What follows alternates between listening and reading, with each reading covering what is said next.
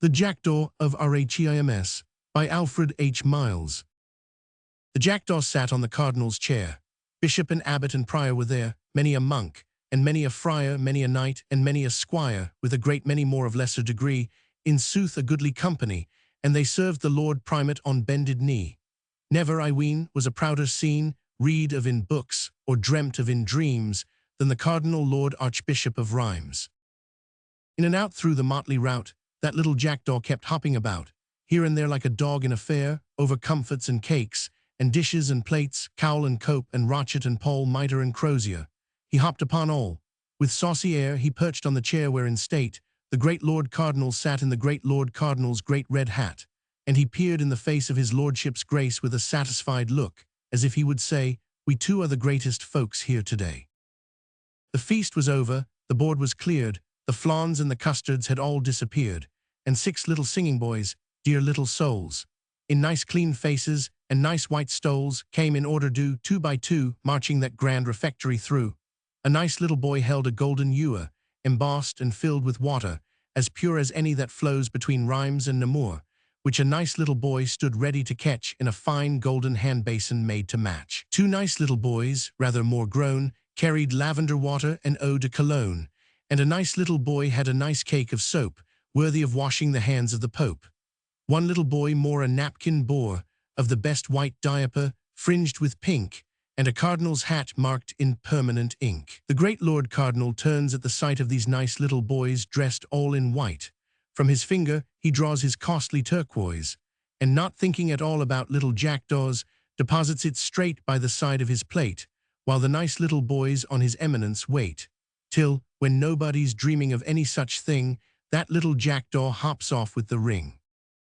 There's a cry and a shout, and no end of a rout, and nobody seems to know what they're about, but the monks have their pockets all turned inside out. The friars are kneeling and hunting, and feeling the carpet, the floor, and the walls, and the ceiling. The cardinal drew off each plum-colored shoe, and left his red stockings exposed to the view. He peeps, and he feels in the toes and the heels. They turn up the dishes, they turn up the plates, they take up the poker and poke out the grates, they turn up the rugs, they examine the mugs, but no such thing, they can't find the ring, and the abbot declared that, when nobody twigged it, some rascal or other had popped in and prigged it. The cardinal rose with a dignified look. He called for his candle, his bell, and his book. In holy anger and pious grief, he solemnly cursed that rascally thief. He cursed him at board, he cursed him in bed, from the sole of his foot to the crown of his head. He cursed him in sleeping, that every night he should dream of evil and wake in a fright. He cursed him in eating, he cursed him in drinking, he cursed him in coughing, in sneezing, in winking. He cursed him in sitting, in standing, in lying. He cursed him in walking, in riding, in flying. He cursed him in living, he cursed him in dying. Never was heard such a terrible curse, but what gave rise to no little surprise, nobody seemed 1 penny the worse. The day was gone, the night came on, the monks and the friars they searched till dawn, when the sacristan saw, on crumpled claw, come limping a poor little lame jackdaw, no longer gay as on yesterday. His feathers all seemed to be turned the wrong way. His pinions drooped, he could hardly stand. His head was as bald as the palm of your hand. His eye so dim, so wasted each limb, that heedless of grammar they all cried, "That's him! That's the scamp that has done this scandalous thing. That's the thief that has got my Lord Cardinal's ring." The poor little jackdaw, when the monks he saw, feebly gave vent to the ghost of a caw, and turned his bald head as much as to say, "Pray be so good as to walk this way." Slower and slower he limped on before, till they came to the back of the belfry door, when the first thing they saw, midst the sticks and the straw, was the ring in the nest of that little jackdaw. Then the great Lord Cardinal called for his book, and off that terrible curse he took.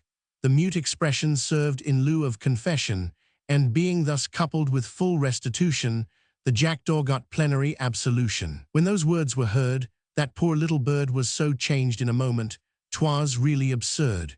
He grew sleek and fat. In addition to that, a fresh crop of feathers came thick as a mat.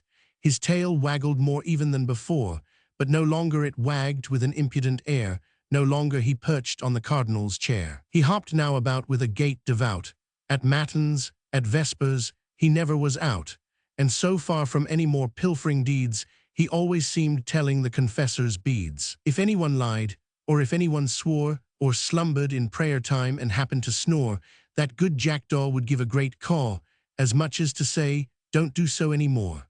While many remarked, as his manners they saw, that they never had known such a pious jackdaw. He long lived the pride of that countryside, and at last in the odor of sanctity died, when, as words were too faint his merits to paint, the conclave determined to make him a saint. And on newly made saints and popes, as you know, it's the custom, at Rome, new names to bestow, so they canonized him by the name of Jim Crow.